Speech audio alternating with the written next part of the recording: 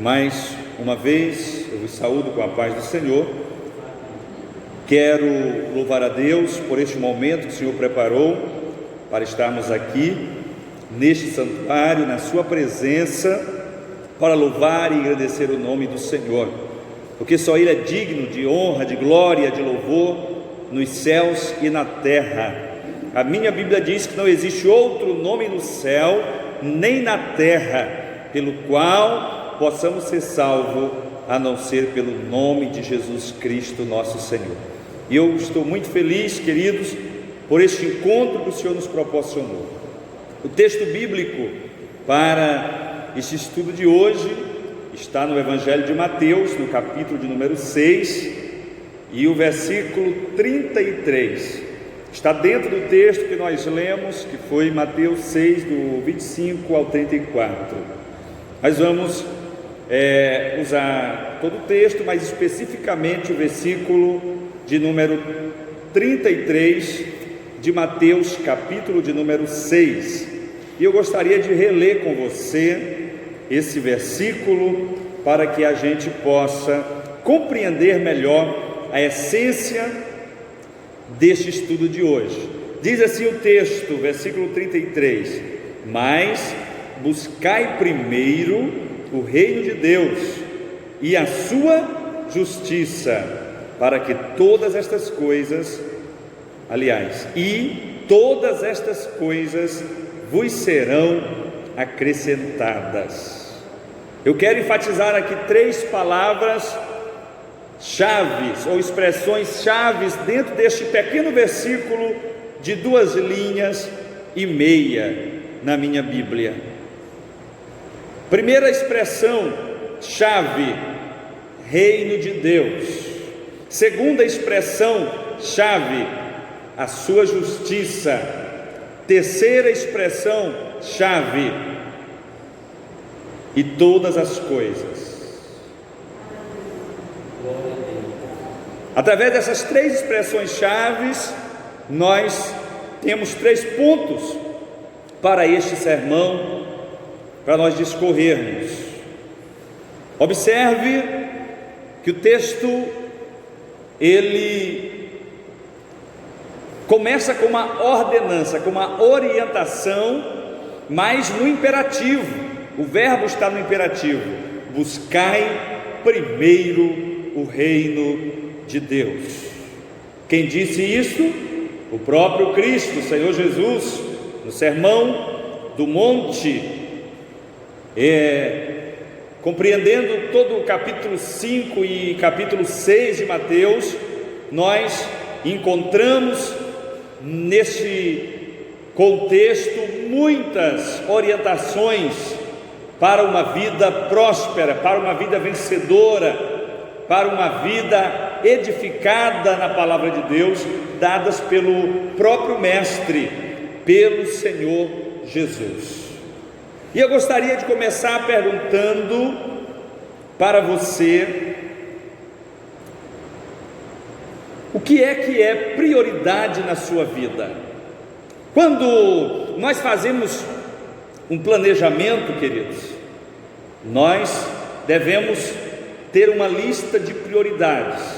Quando nós planejamos uma viagem em família, a gente cria, ainda que imaginariamente, uma lista de prioridades para que aquela viagem possa ser executada, se concretizar. Quando a gente pretende casar um filho, a gente começa a planejar uma festa, começa a planejar algumas coisas, e a gente cria uma lista de prioridades, e assim por diante. Quando nós vamos fazer uma obra na nossa casa, de reforma ou de construção, a gente também precisa ter uma lista de prioridades, para que a gente possa observar essas prioridades, buscar primeiro as prioridades, para que as demais coisas possam acontecer naquele projeto, seja em que área for da nossa vida. E eu quero perguntar para você: o que é prioridade para você? O que você entende por prioridade? Se alguém me perguntasse, O que é prioridade para você? Eu diria que prioridade é aquilo que é primordial, que é o mais importante, que precisa ser feito primeiro. Prioridade é aquilo que seria a base para um projeto, para que o projeto seja sólido sobre aquela base. Então, isso é prioridade. Prioridade é aquilo que não deve ser deixado para depois. Isto é prioridade no contexto geral, não é verdade? E Jesus, conversando com os seus ouvintes, ali naquele monte, esse texto, essa parte, esse fragmento da Bíblia chamado de o Sermão do Monte ou da Montanha, parece que ele estava dando as coordenadas, os ensinamentos para a minha geração, para a geração do século 21. Há mais de 2000 anos atrás, queridos, quando Jesus cita ali no capítulo 25, no versículo 25 do capítulo 6, para que as pessoas não se preocupassem com o que comer, com o que beber, com o que vestir, não deveriam se preocupar com estas coisas, porque Deus cuida das necessidades dos seus filhos. Parece que Jesus estava olhando para a nossa geração e vendo uma multidão de pessoas atarefadas com os seus afazeres, pessoas estressadas, pessoas ansiosas, pessoas preocupadas, pessoas impacientes, pessoas com tanta ansiedade que precisa tomar ansiolítico para conter a sua ansiedade dentro de si, de tamanhos desafios, de tanta correria que é a vida. E Jesus já nos ensinava há 2000 e poucos anos atrás: para que tanta ansiedade? Não vos preocupeis com estas coisas não são prioridades, estas coisas não é o mais importante, não deve tomar todo o tempo e o centro da preocupação de vocês. Existem coisas mais importantes, existem coisas mais especiais com que vocês precisam se preocupar. Louvado seja Deus. Deus, amados, Ele não nos criou para vivermos debaixo de pressão realizada pelo mundo, pelas coisas mundanas. Não, queridos. Deus nos criou para o louvor da sua glória. Aleluia. Quando Deus nos formou, Ele nos formou para o louvor da sua glória. Aleluia. Glória ao nome do Senhor. É por isso que ele, no versículo 26 desse texto, convida os seus ouvintes a olhar para as aves dos céus. E Jesus, ele faz um comparativo das aves, como as aves vivem, como elas voam, como elas se vestem, como elas se alimentam. Aí no versículo 28, Jesus faz um comparativo com os lírios do campo, com as árvores, as belas árvores do campo, que elas não costuram, não fazem tecido. No entanto, nem Salomão se vestiu com tanta beleza como os lírios se adornam no campo com sua folhagem e na primavera as suas flores. Jesus, ele faz um apelo para os seus ouvintes: porventura vocês não são mais importantes do que as aves dos céus? Porventura vocês não são mais importantes do que os lírios do campo? Observe que Jesus está fazendo uma terapia com aquelas pessoas.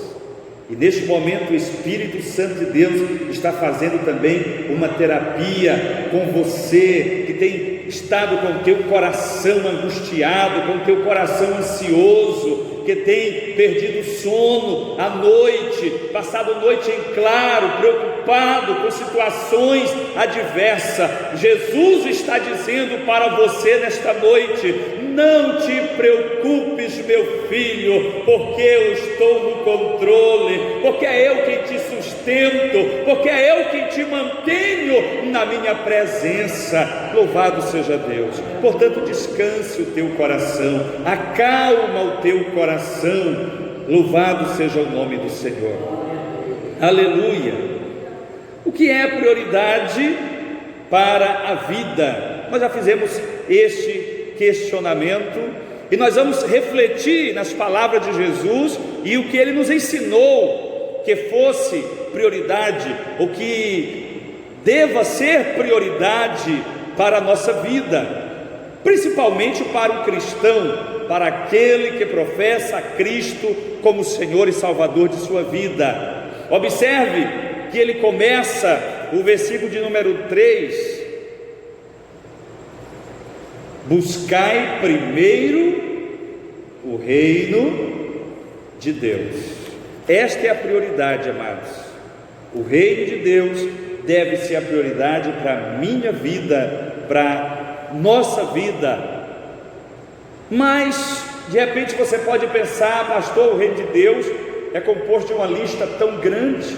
Jesus poderia ter simplificado melhor sobre o que era o reino de Deus, sobre aonde eu devo focar a minha prioridade. E de fato é uma lista grande, mas nós podemos resumir o reino de Deus na família aonde você está inserido, a família que Deus te deu por cuidador, por sacerdote, por instrutor, por educador. A igreja onde o Senhor te deu, te presenteou para você se relacionar, ter comunhão com pessoas, com servos e servas de Deus, com o coração cheio de amor, para amar você, para acolher você, para cuidar de você. Louvado seja o nome do Senhor. O reino de Deus é a comunhão que nós temos com o Senhor, é a observação, a fidelidade, o temor e a obediência que nós temos à palavra de Deus. O reino de Deus é tudo aquilo que vem de Deus para as nossas vidas. Aleluia, louvado seja o nome do Senhor. O reino de Deus deve ser a prioridade na vida do adorador, na vida do crente, do servo de Deus, aleluia, daquele que se diz cristão. Louvado seja o nome do Senhor.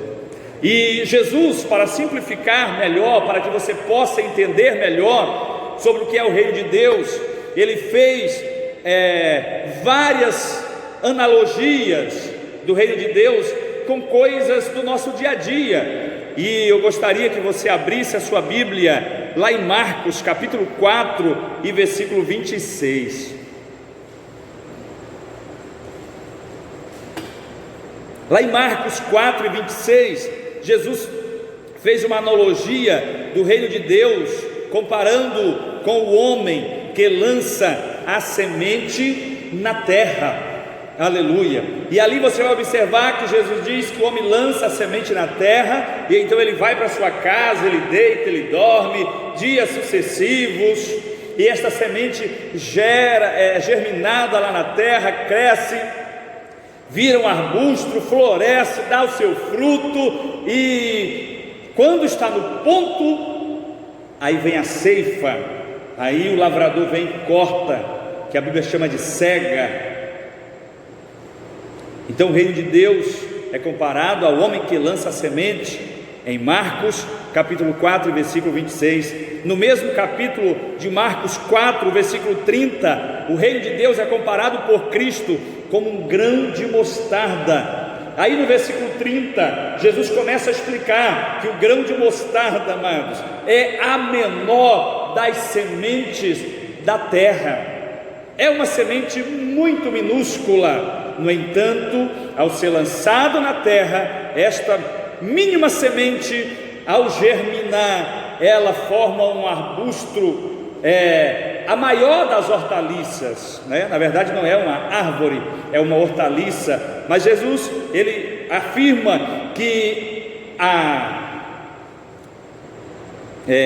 a mostarda, ela se torna uma hortaliça tão grande que os pássaros podem se agasalhar na sua sombra. Observe que é algo pequeno que cresce, que floresce, toma dimensão grande. Em Lucas capítulo 13, versículo 20, o reino de Deus, ele é comparado a uma pequena porção de fermento que é lançada numa grande porção de massa, e quando essa pequena porção de fermento é inserida, misturada na massa, ela leveda, ou seja, ela fermenta, ela altera, ela influencia toda aquela massa. Ainda sobre o reino de Deus, em Mateus capítulo 13 e versículo 44, Jesus afirma que o reino de Deus, ele é comparado a um tesouro escondido no campo, que alguém chegando ali no campo, descobre aquele tesouro e astutamente enterra aquele tesouro, vende tudo que tem e compra aquele campo. Aonde está aquele tesouro? Aonde está aquela mina? Aonde está aquela riqueza? Observe que o reino de Deus, em Mateus 25 e capítulo 1 também é comparado às 10 virgens, e ali nós conhecemos a parábola das 10 virgens, as 5 prudentes e as 5 loucas. Observe que Jesus faz questão, queridos, de trazer para a realidade do nosso entendimento cotidiano, para facilitar a nossa compreensão do que era o reino de Deus. O reino de Deus não é algo inacessível, não é alto demais que você não possa tocar, não é santo demais que você não possa estar inserido nele. O reino de Deus é tudo aquilo na terra e nos céus que corroboram para a glória do nome do Senhor. Louvado seja Deus. Nós estamos inseridos neste reino, aleluia. Agora a grande pergunta é: como nós temos nos comportado no reino de Deus? Aleluia, louvado seja o nome do Senhor. Jesus também deixou claro que o reino de Deus exige arrependimento. Lá em Mateus capítulo 3, versículo 2, quando Jesus começa o seu ministério, João Batista, começando o seu ministério, é o precursor do Messias. Tanto João Batista quanto o próprio Jesus, quando começa a pregar, quando aparece ali no início do seu ministério, a mensagem primordial de ambos era: arrependei-vos, porque é chegado o reino de Deus. O reino de Deus exige arrependimento, o reino de Deus exige mudança de vida. Louvado seja o nome do Senhor. O reino de Deus exige nascer de novo, novo nascimento. Aquele que não nascer de novo não pode entrar no reino de Deus. Jesus disse isso a Nicodemos naquele encontro à noite ali em João capítulo 3, do versículo 3 ao 5. Necessário vos é, Nicodemos, nascer de novo, nascer da água e do Espírito. Aleluia. O reino de Deus, queridos, ele envolve tanto o mundo espiritual como também o mundo material, que somos nós, que somos inseridos neste mundo espiritual, na comunhão com o Senhor, na convivência com a palavra de Deus. Agora o reino de Deus, ele é tão meticuloso, apesar de ele ser tão abrangente, de ele ser tão envolvente, caber o mundo inteiro dentro dele. Agora o reino de Deus, ele é seletivo. Não é Deus que seleciona as pessoas, são as pessoas que precisam se arrepender de fato, precisam nascer de novo para serem aprovados no reino de Deus. E uma das coisas indispensáveis para a promoção do adorador no reino de Deus é a santificação, sem a qual ninguém verá a Deus. Aleluia.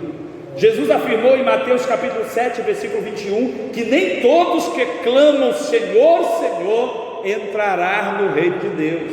Observe como é meticuloso,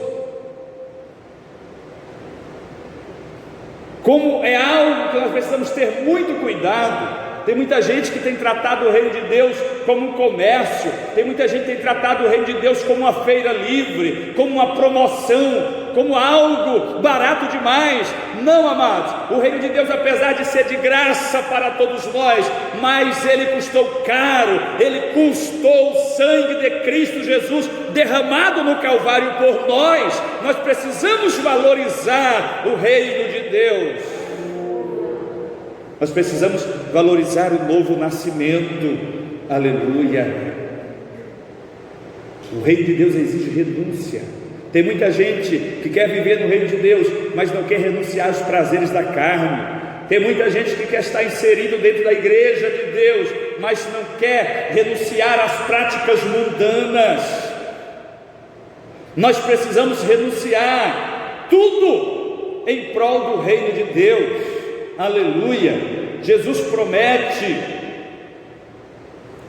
que todo aquele que deixar todas as coisas supérfluas, Jesus coloca entre essas coisas casa, propriedades e até família, por amor dele, promete pelo menos 100 vezes mais nesta vida e por fim a vida eterna.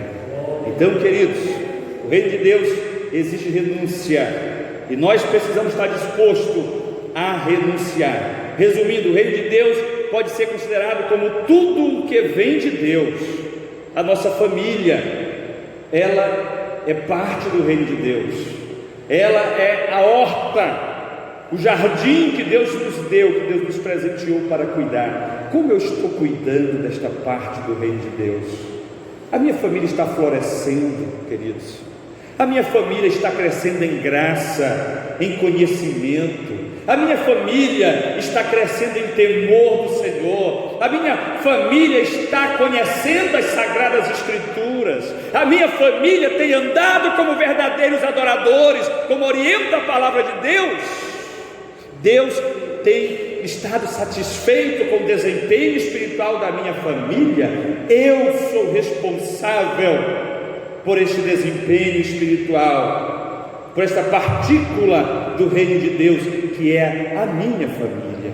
Eu prestarei contas diante de Deus da minha família, aleluia. Portanto, queridos, cuidemos da nossa família, reguemos com amor, com carinho, com compreensão, com cuidado, com paciência a nossa família. São coisas indispensáveis para o crescimento da família.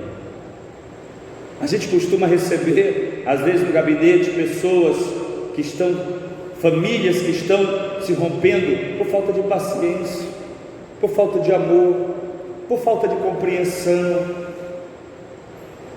As pessoas já não querem gastar tempo para investir nas pessoas, às vezes nem da própria família, prefere jogar fora, abandonar, lançar fora logo, porque não tem paciência. A Bíblia nos ensina a cuidar da nossa família. Aquele que conhece a palavra e não cuida nem dos seus, é pior do que aqueles que são ímpios, que são infiéis, que estão lá fora, que nunca conheceram a palavra. Para você ver o quanto Deus exige dedicação à família. Nós iremos prestar conta da nossa família diante do Senhor, aleluia. Louvado seja o nome do Senhor. Jesus nos ensina a orar, lá em Mateus capítulo 6, a partir do versículo 9, e Ele nos ensina, no versículo 10, a pedir que venha o teu reino. Isto é uma prioridade. Jesus tanto explica lá no versículo 33, em primeiro lugar deve ser o reino de Deus, como aqui na oração do Pai Nosso, Ele nos ensina a buscar o reino de Deus. Nós precisamos desejar o reino de Deus nas nossas vidas. Nós precisamos viver o reino de Deus nas nossas vidas, amados. Tem pessoas que vivem um evangelho tão supérfluo que ele não se dá conta de que está inserido no reino de Deus. Nós precisamos viver o reino de Deus com todas as nossas forças. Aleluia. E o segundo aspecto desta mensagem, a segunda expressão-chave desta mensagem, é a justiça de Deus. Observe que o texto diz: buscai primeiro o reino de Deus e a sua justiça. Não é a justiça do homem, não é a justiça do Ministério da Justiça aqui da terra, é a justiça de Deus. E o que é a justiça de Deus? O que envolve a justiça de Deus? É tudo aquilo que é correto e que é necessário para nossas vidas. Viver de uma forma correta. Hoje nós vivemos, amados, uma verdadeira crise de justiça em todos os escalões da sociedade. Nós vivemos uma época em que as pessoas fazem manifestação contra o principal órgão de justiça desta nação, contra a Corte Suprema de Justiça desta nação, os acusando de serem injustos, de serem parciais, de serem fiéis nos seus propósitos. Nós temos uma crise de justiça instaurada, e a gente aponta para A e para B sobre a falha na justiça, mas eu quero perguntar para você: como é o teu padrão de justiça? Você é um cristão? Você é uma pessoa temente a Deus? Como é que está o teu padrão de justiça? Você tem sido justo diante de Deus? Você tem sido justo diante da sociedade em que você tem vivido?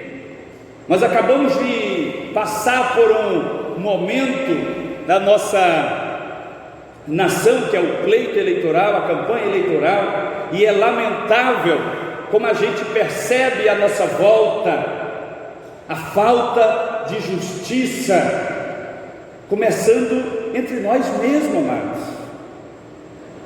Não é só nas cidades pequenas, é nas cidades grandes também. Político tem gastado milhões de reais, e não pense que é para pagar pessoas para levantar as suas bandeirinhas por aí nas esquinas, propagando o nome dele, entregando o santinho. A maior parte do dinheiro gasto pela classe política, não digo todos, mas a maioria da classe política é para comprar votos. E eu fico intrigado como tem cristãos que vendem o seu voto, amados.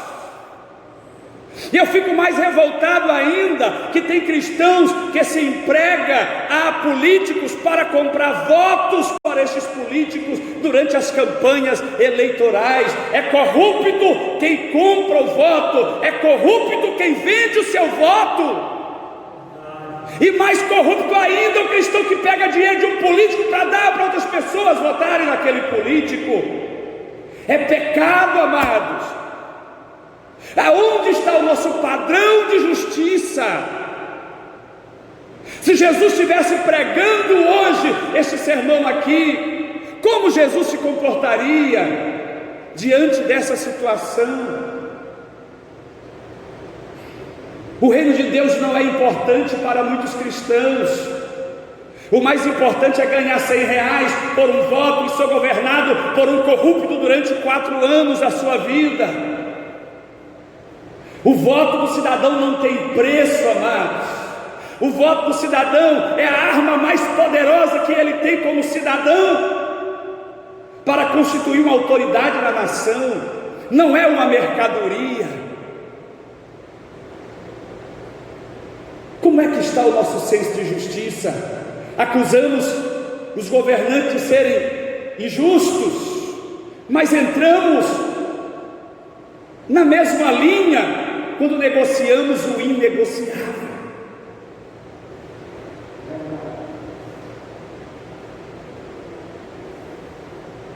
Vender o voto é tão nefasto tem o mesmo peso de ser uma falsa testemunha no tribunal. Diante de Deus é a mesma falha.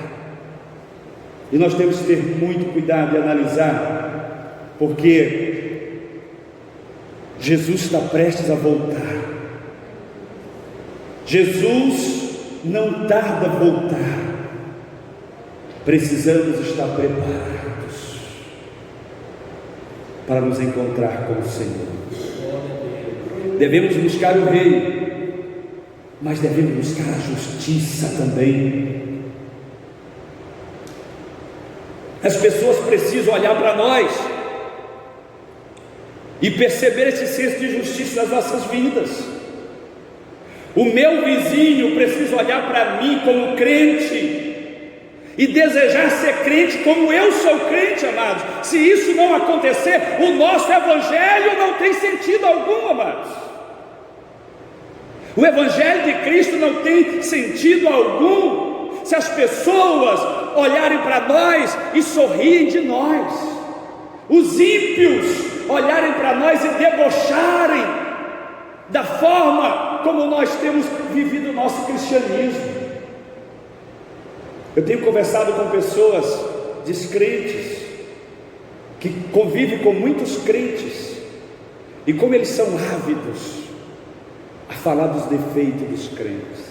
Sabe de qual salteado? Eles convivem conosco. Muitas vezes não é para seguir o nosso exemplo, é para nos atirar pedra. E nós precisamos vigiar. Eu poderia discorrer sobre outras áreas em que temos que evidenciar a justiça de Deus, mas vamos falar de coisas mais suaves. Aleluia.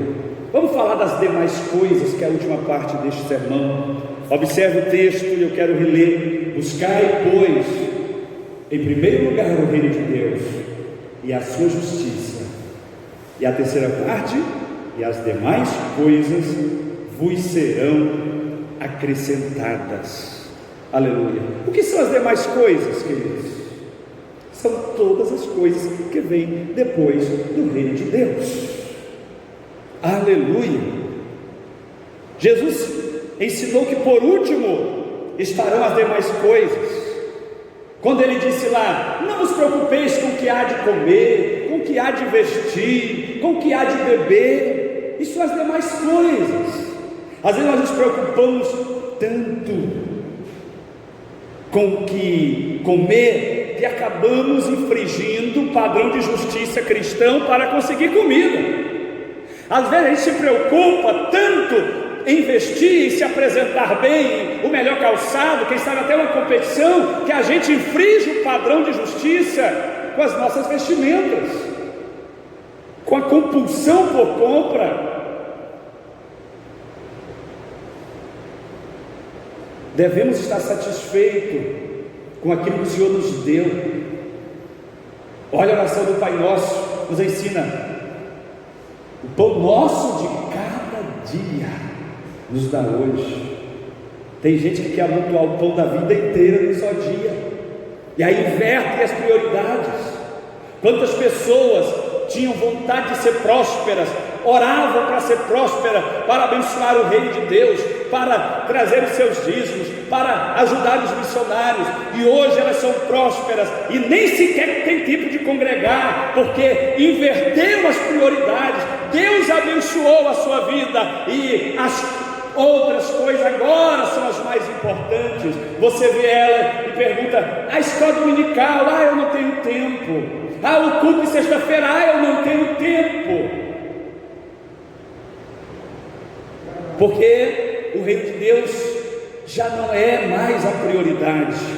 São cristãos, mas estão buscando outras prioridades, e nós precisamos fazer uma análise da nossa vida, porque se nós não colocarmos o reino de Deus em primeiro lugar, nós seremos os mais infelizes dos homens. Sabe por quê? A fórmula está aqui nesse versículo, a receita está aqui. Buscai primeiro o reino de Deus e a sua justiça, E o que acontece quando o indivíduo busca o primeiro reino de Deus, a justiça de Deus? Todas as coisas. Algumas versões dizem as demais coisas. A minha versão diz: todas as coisas serão acrescentadas. Se nós dermos o primeiro lugar ao reino de Deus, Deus vai cuidar das nossas vestes, do nosso pão, do nosso emprego, da nossa empresa, da nossa banca de verdura.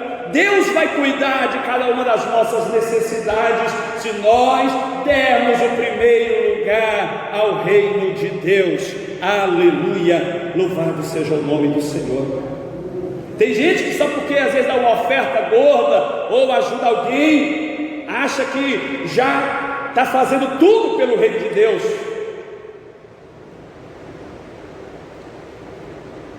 Esta é a forma de abençoarmos as pessoas no reino de Deus, as coisas no reino de Deus. Mas Deus está mais preocupado com a tua vida, com a tua alma, com o teu padrão de justiça, com o teu padrão de santificação. Louvado seja o nome do Senhor para sempre. Aleluia.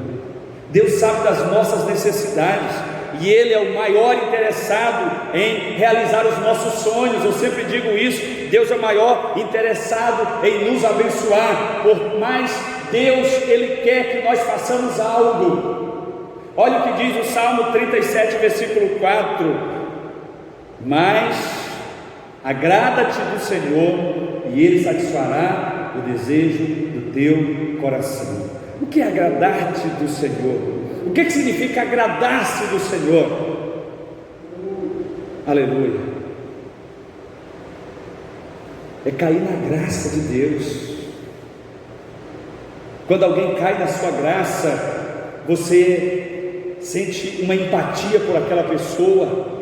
Quando alguém cai na sua graça, você sente misericórdia, se é o caso de misericórdia, por aquela pessoa.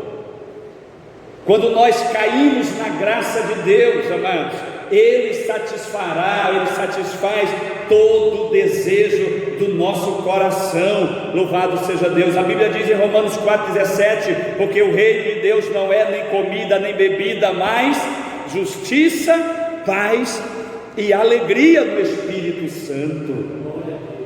Aleluia. Devemos trabalhar, sim.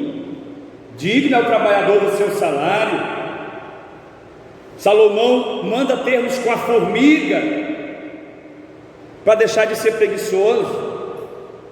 Eu não estou dizendo que você não deva trabalhar, que você não deva ser empresário, que você não deva estudar, que você não deseje vestir belas roupas, ter um belo carro. Eu estou dizendo que nós devemos priorizar o reino de Deus para que estas coisas aconteçam na nossa vida. Louvado seja Deus. E eu pergunto para você, está me ouvindo aqui e além, você crê que Deus cuida de tudo em tua vida, até dos mínimos detalhes?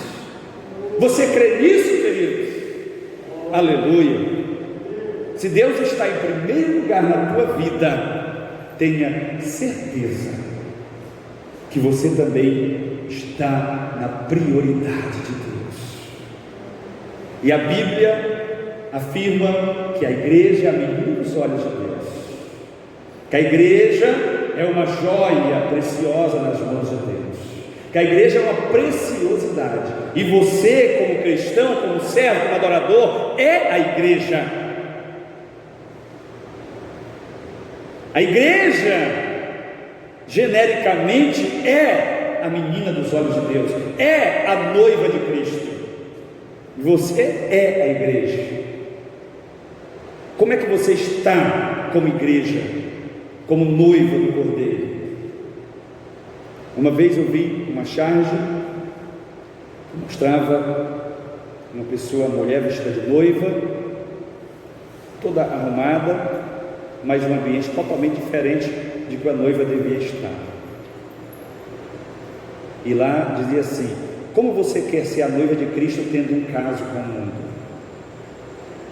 Tem muitos cristãos agindo desta forma. tem até o nome de noiva de Cristo, de menina dos olhos de Deus, mas as suas atitudes têm revelado coisas desagradáveis. A sociedade tem sorrido da igreja, a sociedade tem esmagado o nome da igreja por onde você passa por aí, por causa de escândalos que a própria igreja tem gerado. Somos nós, a igreja, que somos culpados mesmo, amados. Nós não temos valorizado o sangue de Cristo que foi derramado no Calvário por nós. Estou falando de igreja no geral. Quantos escândalos de líderes, de pessoas, expoentes da igreja, só neste último ano, se nós formos contabilizar, é de dar dó, é de envergonhar, como o Espírito de Deus se entristece. Portanto, eu quero te convidar para ser uma coluna na igreja, para ser uma tocha acesa, para ser uma lamparina acesa no alqueire, no velador, para dar luz para todos que estão à sua volta, porque nós somos a luz do mundo. Louvado seja o nome do Senhor. Vamos nos colocar de pé nesta hora. Aleluia, glória a Deus. Eu quero orar por você, eu quero orar com você nesta hora. Você que tem sido igreja, mas que tem sentido que esta palavra te confrontou. Aleluia. A palavra nos confronta, porque Jesus nos ama e Ele tem prazer que nós sejamos restaurados. Feche os teus olhos, se você pode. Vamos orar juntos. Pai Santo, neste momento eu quero te agradecer, Senhor, pela vida da tua igreja, pela vida do teu povo, ó Deus, neste lugar, neste aprisco, Senhor, a Nova Sião, esta igreja que o Senhor tem nos trazido para cá, para servir com amor, com carinho, ó Deus, a todo este rebanho do Senhor, que é uma preciosidade nas tuas mãos. Ó Senhor, eu não quero que nenhuma dessas ovelhas se percam, Senhor, que nenhum, ó Deus, dos cordeirinhos deste aprisco saia do rebanho, ó Pai, e nem que estejam enfermos, mancos, desnutridos, não, Senhor, mas que todos sejam apresentados a Ti como noiva do Cordeiro, como igreja vitoriosa para a glória do Teu nome. Ó Senhor, nos perdoa quando temos entristecido o Teu Espírito Santo, Senhor, como quando temos agido de maneira, ó Deus, que não tem sido conforme a tua palavra, Senhor. Nos perdoa, nos purifica, nos lava com o teu sangue, Senhor, nos dá da tua graça. Não retires de nós o teu Espírito Santo, não, Senhor, mas tenha misericórdia das nossas vidas, tenha misericórdia da vida desta pessoa que está me ouvindo agora, seja na sala da sua casa, seja no leito do hospital, Senhor, que esta pessoa receba uma unção de cura, de restauração na sua vida agora, Senhor, e seja também transformada pelo poder da tua palavra. Nós oramos, meu Pai, em nome de Jesus, que vive e reina para sempre. Amém. Glória a Deus. Deus te abençoe.